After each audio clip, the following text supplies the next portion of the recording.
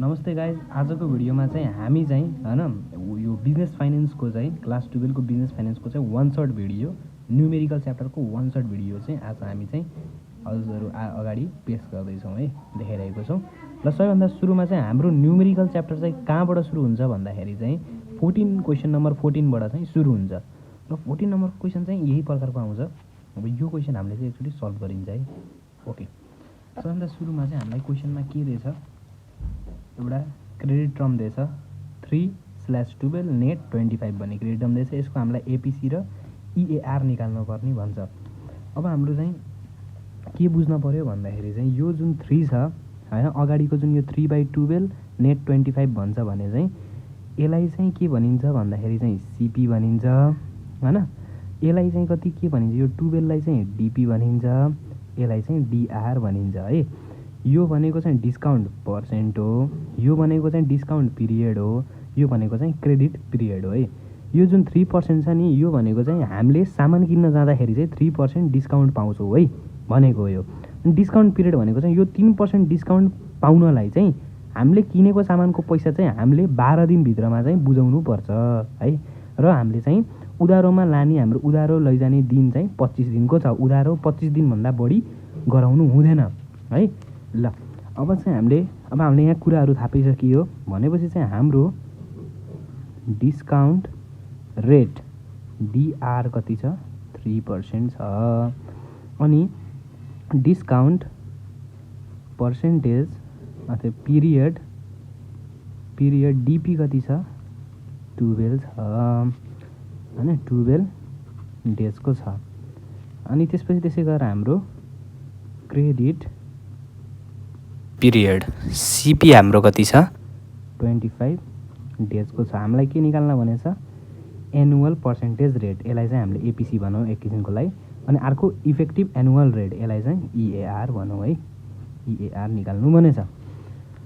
अब एपीसी निकाल्ने फर्मुला चाहिँ एकदम इजिली छ।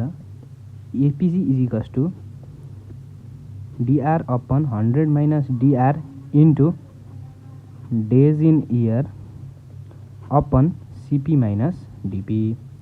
डीआर हाम्रो कति छ, 3 छ, 100 माइनस 3। डेज इन इयर हामीले कि त 360 राखौँ कि त 365 राख्दा जुन पनि राखे हुन्छ आफ्नो इच्छा। त्यसपछि सीपी हामीसँग कति छ, 25, डीपी कति छ, 12। त्यसै गरेर चाहिँ हाम्रो कति आयो भन्दा 3/97 इन्टु 360 मानौँ एक किसिमको लागि, 360 25 माइनस 12 जान्न पऱ्यो। 25 माइनस 12 13 भयो है। 25 माइनस 12 13 भयो। 3/97 इन्टु 360/13 यो गर्दा चाहिँ हाम्रो 0.856 आउँछ। यसलाई 100 ले मल्टिप्लाई गरिदिने 85.6% हाम्रो एपीसी आउँछ हैन। एपीसी आउँछ। एपीसी आइसकेपछि चाहिँ अब हाम्रो एपीसी चाहिँ आयो। अब चाहिँ ईएआर निकाल्नु पर्यो। अब चाहिँ हामीले ईएआर निकाल्नु पर्यो। ईएआर निकाल्ने फर्मुला झन् सजिलो, 1 plus DR upon 100 minus DR को power days in year upon CP minus DP minus 1 हो। यो फर्मुला लगाउने।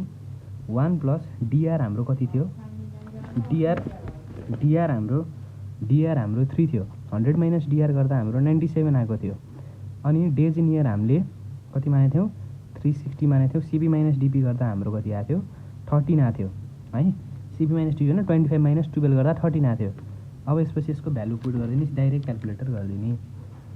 डाइरेक्ट क्यालकुलेटर गर्दाखेरि 1 plus 3/97 whole bracket close 360 divide by 13 minus 1 गर्दा 1.3244 इन्टु 100 गर्दाखेरि चाहिँ इन्टु 100 132.44% एन्सर आयो।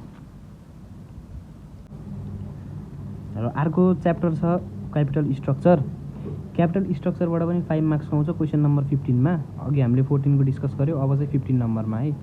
यो क्यापिटल स्ट्रक्चरबाट चाहिँ हामीलाई चाहिँ के फाइन्ड गर्न भन्छ सधैँ क्वेसनमा भन्दाखेरि बीईपी इन युनिट्स अनि बीईपी इन रुपिज हो यही दुईटा कुरा सोध्ने हो सिलेबसमै, योभन्दा बाहिरको क्वेसन सोध्दैन। बिइपी इन युनिट्स अनि बिइपी इन रुपिस सोध्छ। त्यसै गरेर यो क्वेसनमा हामीलाई दिएको छ के दिएको छ, पहिला सुरुमा गिभन लेखिहालौँ।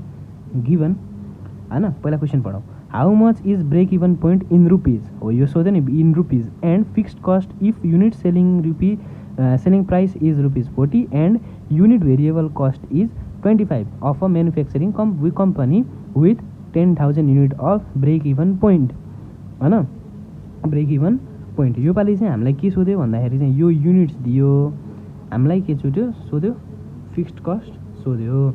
अब यो निकाल्न पनि सजिलो छ, पहिला फर्मुला जानौँ। फर्मुला जान्न चाहिँ के गर्नु पऱ्यो भन्दाखेरि चाहिँ गिभन, पहिला गिभन लेखौँ। गिभन लेख्दाखेरि चाहिँ सबभन्दा दिएको कुराहरू है, सेलिङ प्राइस दिएको छ, के लेखौँ, सेलिङ प्राइस पर युनिट है। सेलिङ प्राइस पर युनिटलाई चाहिँ सेलिङ प्राइस पर युनिट भनेर चाहिँ रुपिज 40। अनि अर्को हामीलाई दिएको छ के, भेरिएबल कस्ट पर युनिट है, भेरिएबल कस्ट पर युनिट, यसलाई चाहिँ VCPU भनौँ। यसलाई चाहिँ कति दिएको छ, रुपिज 25 दिएको छ। अनि हामीलाई चाहिँ के दिएको छ भन्दाखेरि चाहिँ BEP इन युनिट्स दिएको छ। BEP इन युनिट्स कति दिएको छ, 10,000 युनिट्स, 10,000 युनिट्स दिएको छ। हामीलाई के फाइन्ड गर्नु छ, BEP इन रुपिस फाइन्ड गर्न छ, क्वेसन मार्क। अनि एउटा चाहिँ के फाइन्ड गर्न छ, फिक्स्ड कस्ट FC फाइन्ड गर्न छ। नाउ अब एउटै फर्मुला लाएर BEP इन युनिट्स पनि निस्किन्छ अनि फिक्स्ड कस्ट पनि निस्किन्छ है। नाउ BEP इन युनिट्सको फर्मुला लगाम, यसबाट चाहिँ फिक्स्ड कस्ट निस्किन्छ है। यसको फर्मुला चाहिँ के भन्दाखेरि FC upon selling price per unit minus variable cost per unit है, भेरिएबल कस्ट पर युनिट। अब BEP इन युनिट्स हामीसँग कति छ, 10,000 छ, 10,000 युनिट्स छ, FC छैन। अब यदि हामीसँग FC अनि यो तिनवटा त हुन्छ जो क्वेसनमा, यदि यो तिनवटा भयो भने यो निस्कियो, योपालि यो दियो, यो दियो, यो दियो, यो दिएन, यस्तै सिम्पल आउँछ क्वेसन। अनि सेलिङ प्राइस पर युनिट हाम्रो कति छ, 40 छ। भेरिएबल कस्ट पर युनिट कति छ, 25 छ। अब 40 माइनस 25 गर्दाखेरि कति बच्छ भन्दाखेरि चाहिँ पहिला यो 10,000 युनिट्स छ नि, यो 10,000 युनिट्ससँग यो मल्टिप्लाई गर्ने हो होइन। त्यही भएर चाहिँ 40 माइनस 25 गर्दाखेरि चाहिँ हाम्रो कति आउँछ भन्दाखेरि चाहिँ 15 आउँछ होइन। 15 FC इजिकल्स टु 10,000 हो, 10,000 युनिट्स हो।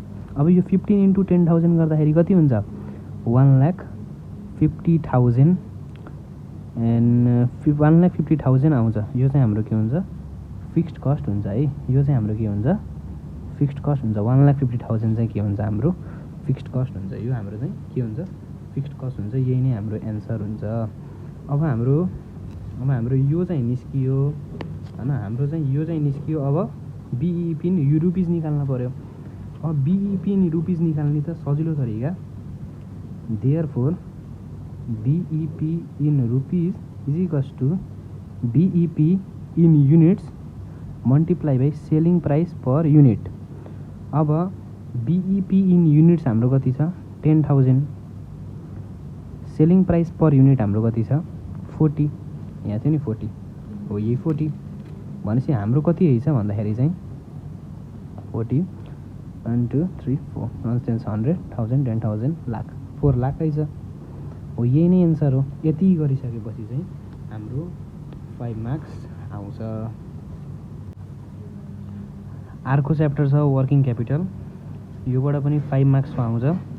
17 क्वेसन नम्बर 17 मा चाहिँ 5 मार्क्सको क्वेसन सोध्छ र यसबाट सोध्ने भनेको यही दुईटा कुराहरू हो। कहिलेकाहीँ यसको सट्टा रिसिभेबल कन्भर्जन पिरियड सोध्छ होला, कहिले चाहिँ इन्भेन्ट्री कन्भर्जन पिरियड सोध्छ है। र अब चाहिँ यो क्वेसन यसै सिम्पल तरिकाले आउँछ। A company has annual sales of rupees 12 lakh with an inventory turnover ratio of 10 times. It has a receivable collection period of 28 days and a payable deferred period of 21 days. Assume 350 working days in a year. रिक्वायर्डमा के छ, inventory conversion period, यसलाई चाहिँ ICP, अनि cash conversion period CCP है। Cash conversion cycle पनि भन्छ, cash conversion period पनि भन्छ। सल्युसन गिभनमा के दिएछ त्यो राखौँ। एनुअल सेल्स दिएको छ, एनुअल सेल्स कति छ रुपिस 12 लाख हो 12 लाखको एनुअल सेल्स दिएको छ। इन्भेन्ट्री टर्नओभर रेसियो दिएको छ। इन्भेन्ट्री टर्नओभर रेसियो दिएको छ। इन्भेन्ट्री टर्नओभर रेसियो 10 टाइम्स दिएको छ। अनि अर्को दिएको छ रिसिभेबल टर्नओभर रेसियो दिएको छ। रिसिभेबल टर्नओभर रेसियो चाहिँ हामीलाई कति दिएको छ? रिसिभेबल टर्नओभर रेसियो दिएको छैन। रिसिभेबल कलेक्सन पिरियड दिएको छ। यो चाहिँ कति दिएको? 28 डेजको दिएको छ। अनि अर्को दिएको छ पेएबल डेफेरल पिरियड दिएको छ। यसलाई यो चाहिँ कति दिएको छ? 21 डेज। अब यिनीहरूको सर्ट टर्म लेखिदिउँ। यसलाई भन्छ आइटिआर, यसलाई भन्छ आरसिपी, यसलाई भन्छ पिडिपी। अब हामीलाई के निकाल्न भनेछ? आइसिपी निकाल्न भनेछ भनेपछि इन्भेन्ट्री कन्भर्जन पिरियड निकाल्न भनेछ। क्वेसन मार्क के निकाल्न? आइसिपी निकाल्न भनेछ। अब कहिलेकाहीँ यो दिन्छ यो दिन्न, कहिलेकाहीँ यो दिन्छ यो दिन्न। अब यतिकै निकाल्ने हो। अनि हामीलाई अर्को के पनि सोधेछ? क्यास कन्भर्जन पिरियड यो पनि सोधेछ, सिसिपी। अब एमा गरौँ। Now we know that. अब आइसिपी को फर्मुला लगाउने।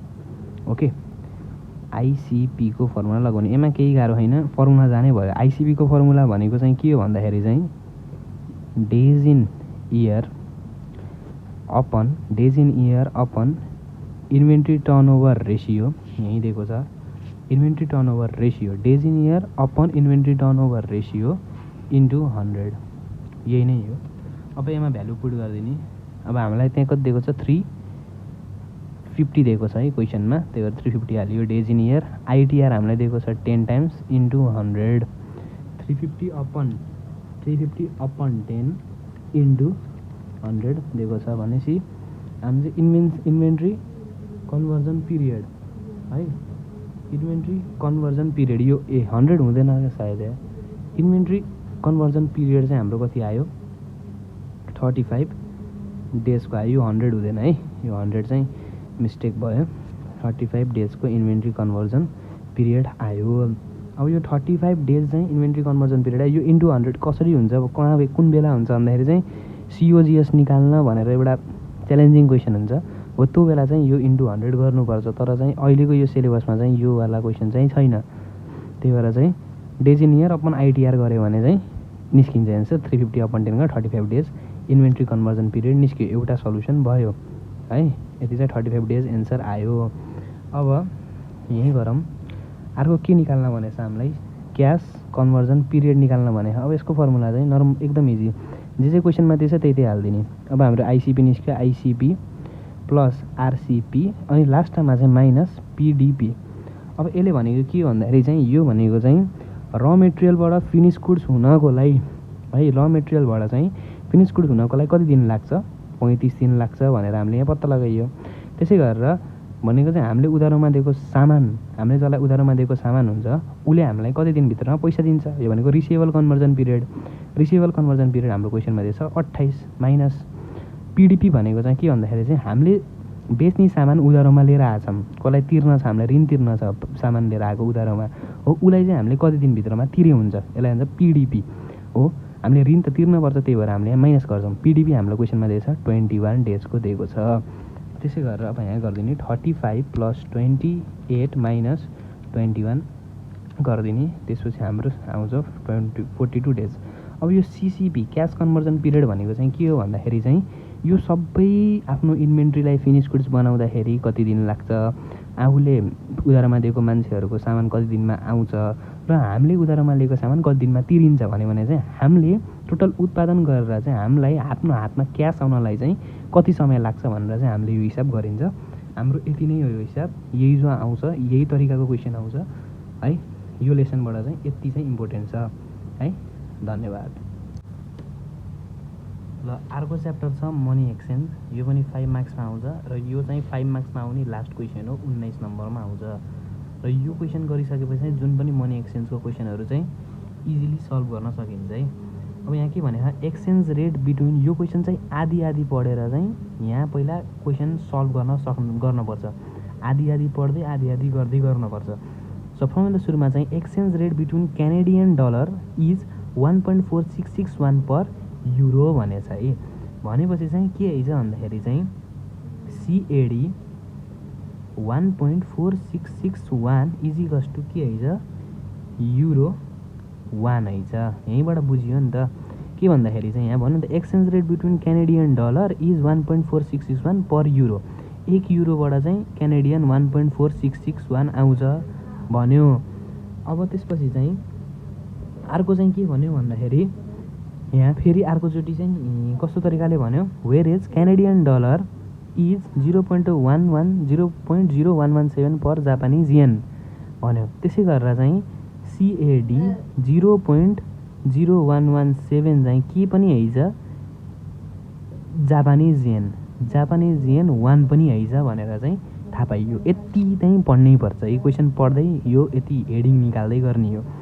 अब त्यसपछि चाहिँ यहाँ अब यो गर्ने तरिका अब हेरौँ है। अब यसपछि यति बुझेपछि त निस्किहाल्यो। लेट अस एज्युम ड्याट भन्ने। त्यसपछि यहाँ दुईवटा तरिका लाउने, LHS इजिकल्स टु RHS गर्ने। अनि यसमा के गर्ने भन्दाखेरि चाहिँ तिनवटा करेन्सी राख्ने। यता पनि तिनटै करेन्सी फरक, यता पनि तिनवटा करेन्सी फरक हुनपर्छ। राइट भयो भने चाहिँ कसरी हेर्ने चेक गर्ने भन्ने तरिका नि म भनिदिन्छु। अब LHSमा सुरु गर्ने। LHSमा जहिले पनि क्वेसन सुरु गर्न भन्दाखेरि चाहिँ हामीलाई कसको कुराहरू सोधेछ त्यो हेर्ने। युरो र जापानिज येनको बारेमा सोधेछ भने चाहिँ हामीले जेलाई एक्स माने नि भयो, जेलाई 1 माने नि भयो, तर चाहिँ एउटालाई चाहिँ एक्स मान्न पऱ्यो, एउटालाई चाहिँ 1 मान्न पऱ्यो। जस्तो मैले अहिलेकोलाई चाहिँ के माने भन्दाखेरि चाहिँ येनलाई एक्स माने है, येनलाई चाहिँ मैले एक्स माने जापानिज येनलाई। अनि युरोलाई चाहिँ मैले के मानिदिएँ, युरोलाई चाहिँ 1 मानिदिएँ है। अब चाहिँ के जान्न पऱ्यो भन्दाखेरि चाहिँ यो मैले यति बनाइदिएँ नि हो, यो युरो चाहिँ यहाँ जानुपर्छ। यो जुन राइट ह्यान्ड साइडमा छ नि, यो चाहिँ लेफ्ट ह्यान्ड साइडमा जानुपर्छ। अब युरो क्वेसनमा खोज्ने हो, 1 युरो त भयो। अब अर्को युरो कता छ भनेर चाहिँ क्वेसनमा खोज्न पऱ्यो। अर्को क्वेसनमा चाहिँ युरो कहाँ छ भन्दाखेरि चाहिँ अर्को क्वेसनमा यो छ नि, यहाँ पर युरो भनेछ नि, यो पनि त 1 युरो हो नि। त्यसै गरेर चाहिँ 1 युरो जो छ क्वेसनमा, 1 युरो इक्वल्स टु, अब यहाँ कति छ 1.4661, 1.4661 CAD रहेछ। अब फेरि मैले के भन्थेँ, यो CAD चाहिँ फेरि यहाँ जान पऱ्यो। यो CAD यहाँ जाँदाखेरि चाहिँ क्वेसनमा चाहिँ कहाँ छ अर्को भन्दाखेरि चाहिँ यो छ, यहाँ छ। यहाँ चाहिँ के छ 0.0117 CAD छ। अब यो चाहिँ हाम्रो कति हो भन्दाखेरि चाहिँ पर जापानिज येन भनेछ, पर जापानिज येन भने होइन। पर जापानिज येन भन्दाखेरि चाहिँ अब यहाँ के आयो भनेपछि एउटा येन बराबर छ है। यहाँ क्वेसनले भनेछ नि त पर जापानिज येन भनेछ नि त, हो त्यही भएर चाहिँ यो 0.46 भनेको पर जापानिज येन। यहाँ युरो आयो, यहाँ CAD आयो, यहाँ येन आयो, तिनटै फरक करेन्सी आयो। यहाँ येन आयो, यहाँ युरो आयो, यहाँ CAD आयो, यो पनि तिनटै करेन्सी फरक आयो भने चाहिँ गरेको कुरा राइट छ। अनि त्यसपछि अर्को के जान्न पऱ्यो भन्दाखेरि चाहिँ यो यहाँ युरो आछ, यहाँ युरो आछ, आउनै पर्छ है। अनि यहाँ CAD आछ, यहाँ CAD आछ, यहाँ आउनै पर्छ। यो र यो र यो र यो चाहिँ मिल्न पर्छ है। त्यसपछि चाहिँ एन्सर राइट छ भन्ने कुरा चाहिँ बुझिन्छ। अब यति गरिसकेपछि चाहिँ फाइनली भनिदेऊ, त्यसपछि चाहिँ product of LHS equals to product of RHS गरिदिने।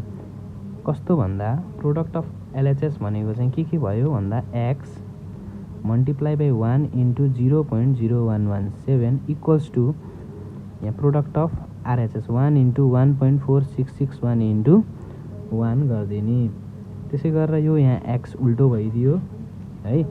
यहाँ 1 इन्टु 1.4661 इन्टु 1 अपन 1 इन्टु 0.0117 भयो। यसलाई यता लैदियौँ। त्यसै गरेर चाहिँ x को एन्सर चाहिँ कति आउँछ भन्दाखेरि चाहिँ हाम्रो x को कति आउँछ भन्दा यहाँ हेरौँ 1.4661 डिवाइडेड बाई 1 इन्टु 0.0117 हाम्रो एन्सर आयो 125.307। त्यसै गरेर यहाँ चाहिँ देयरफोर के गरिदिने भन्दाखेरि चाहिँ एन 125.307। अब हामीले एन किन भन्यौँ भन्दाखेरि चाहिँ हामीले एनलाई एक्स मानेको थियौँ, त्यही भएर हाम्रो एन्सर एनमा आयो भन्ने कुरा बुझ्ने। यदि हामीले यसलाई चाहिँ युरोलाई चाहिँ एक्स मानेको भए चाहिँ हाम्रो एन्सर युरोमा आउँथ्यो। ओके, एन इजिकल्स टु अनि यसलाई चाहिँ के गरिदिने भन्दाखेरि स्ल्यास युरो लेखिदिने अनि एन्सर गरिदिने। यसरी चाहिँ हाम्रो एन्सर आउँछ। 5 मार्क्सको लागि चाहिँ आजलाई चाहिँ यति भयो।